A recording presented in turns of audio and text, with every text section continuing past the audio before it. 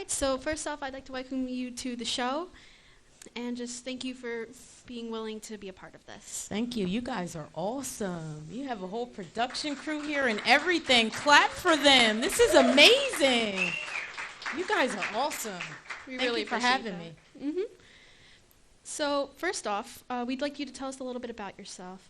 When did you realize you had an addiction? So I grew up right across the bridge from here in Carneys Point, New Jersey, Woodstown, Cowtown, USA. You guys know where Cowtown is? Okay, I grew up there, and of course, you know that's the country, right? That's the sticks. And we didn't have much to do in the sticks. And I unfortunately spent a lot of time with older cousins who drank. And they taught me some things I didn't need to know. They taught me how to drink. And I did not know at the time that it would turn into alcoholism. I thought I was just fitting in, and I thought it was cool because they were older cousins and I wanted to be just like them. And if I can be completely honest with you, we didn't have stuff like this. This is back in the 80s and 90s, and I didn't know what alcoholism was, and I didn't know I had a problem. So it was probably years after my first drink, and my first drink was at 16. The first time I got drunk was at 16. And I want to say it was probably in 1996 when I realized I had a problem. I was a junior in college, and I got really sick, and my mom had to come to my college campus and take me home and nurse me back to health. And I realized at that moment that there was something wrong. But if I could be honest, I still didn't know what it was, so I kept drinking, unfortunately, for a little while longer. How did you realize how did you know it was time to seek support? Was it that moment or was it a different moment? I think it was probably that moment because at the time I, just was really sad about my life. I thought it has to be different. There has to be different choices I could make. My grades weren't that good. I had almost flunked out of college 1 or 2 times. Most of my friends actually did not drink and they were trying to convince me to stop. I got into trouble. Just little things here and there, fights or things that happened at that point in my life that scared me, and I knew that it wasn't the way it was supposed to be. So I would probably say it was at that moment when I started actually talking to my mom and being honest with her that I realized that I had a problem, but I still didn't know that it was the alcohol. Was your mother the first one you went to, or was it someone else? Yeah, it would have been my mom. Oh. Yeah. I talked to her because she knew something was wrong, and she kind of pushed me to tell her. Yeah. Right. Have you ever encountered any misconceptions or stigma surrounding alcohol recovery? How have you addressed these? Absolutely. So one of the biggest things that people think is that when you're in recovery from alcohol or any substances, that there's something wrong with you to the extent that you don't function, that you don't have a job, or that you're not smart, or that it was a moral failure in some way, that there's something wrong with you.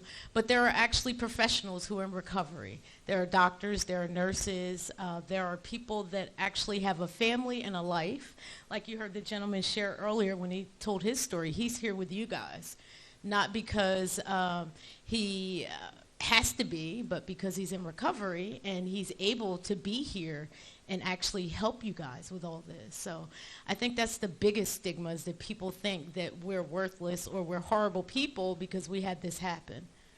Have you ever had an encounter where that became like real life, like someone has actually said that or just said it with like their body language? I've seen people get treated that way when they leave treatment facilities.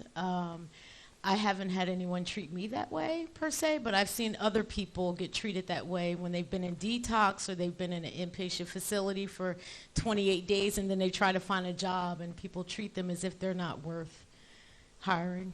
Gotcha. Yeah. How do you prioritize self-care and well-being in your life now that you're in recovery? Oh, that's a good one. She has good questions. This is exciting. So that is hard.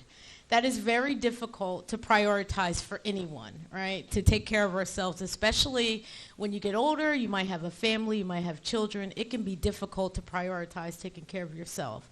But as a woman in recovery, I call it being selfishly healthy. If I don't take care of myself, I can't take care of my family. I can't take care of my staff at work. I can't be here tonight if I don't take care of myself first. So I try really hard to stick to a schedule that's good for me. Get up early enough to meditate. Get up early enough to pray. Get up early enough I like to listen to birds, to listen to my birds in the backyard, or do something for me so that when I start giving to other people, I'm not depleted because I've spent time taking care of me.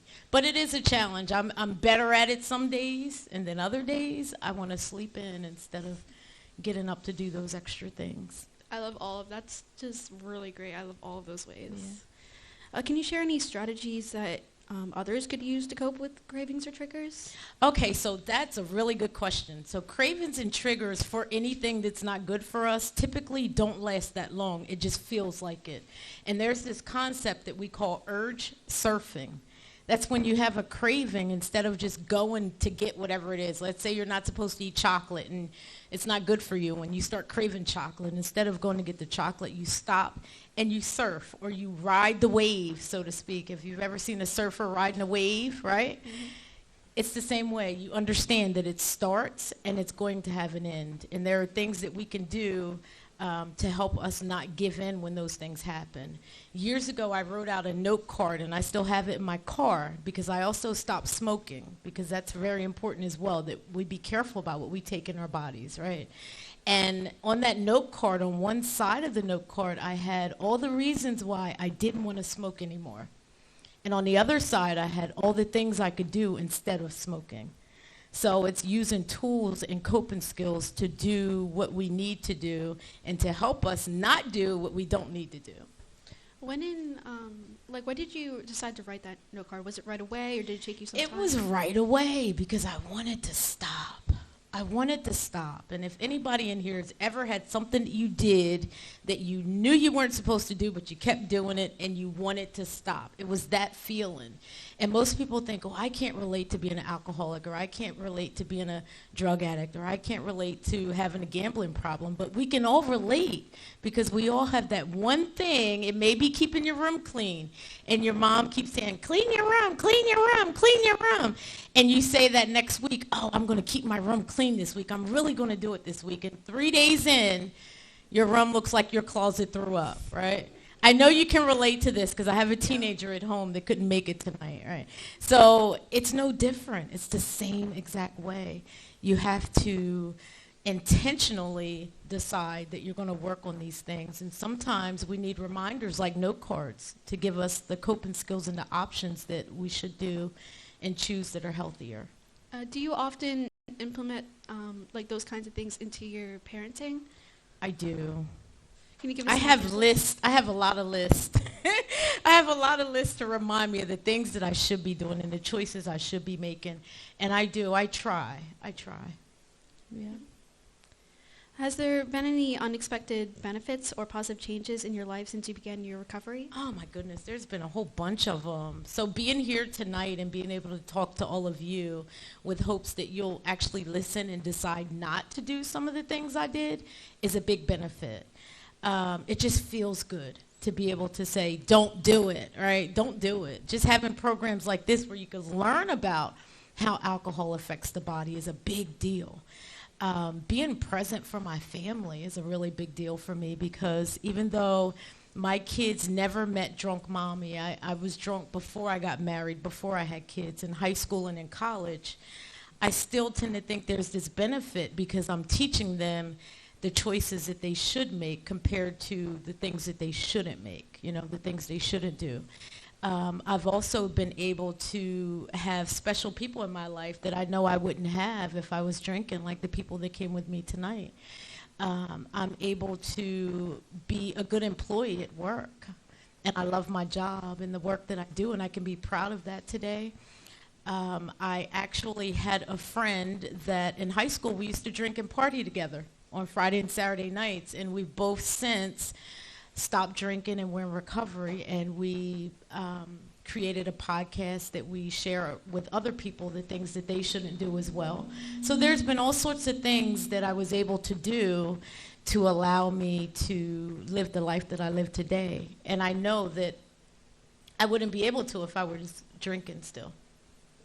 Are there any symptoms that like maybe some people it's like less known about, or like any that people miss that could be a part of like everyday life that they don't like think is part of it, but it is? As far as what? You mean when someone, like if someone starts drinking? Yeah. I can remember in the beginning as a teenager feeling the need to hide the things that I was doing. And that's a big determining factor of if you're doing something you should do or if you shouldn't.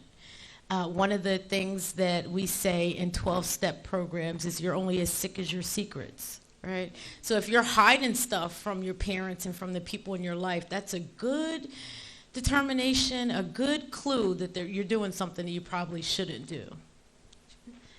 What are some resources you would recommend for those battling addiction? I actually wrote them down so that I would remember to share them with all of you.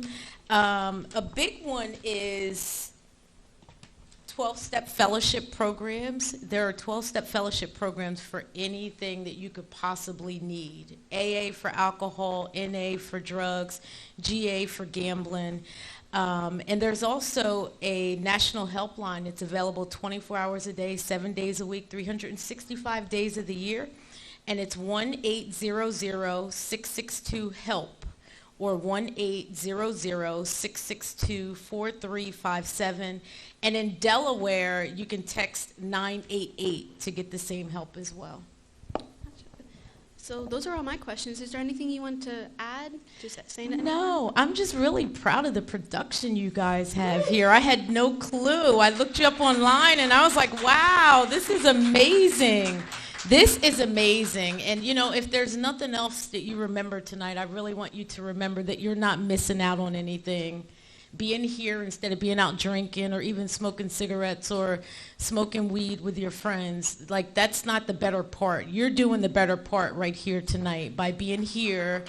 And you know, I really wish that I could go back because it was peer pressure that led me to try all the things that I tried. And some of the people that I tried them with are, you know, gone today because their addiction led them, you know, to death or to jail or anything else that could have happened to them. So I'm really grateful to have this chance to come in and tell you guys. And if you don't remember anything else, it's not worth it. You're not missing anything. Nerding out is actually a good thing now. It's good to be the smart kids now. It really is. It is good to be the smart kids. Thank you for having me. Thank you so much for agreeing to come here. Thank you. Cut. What?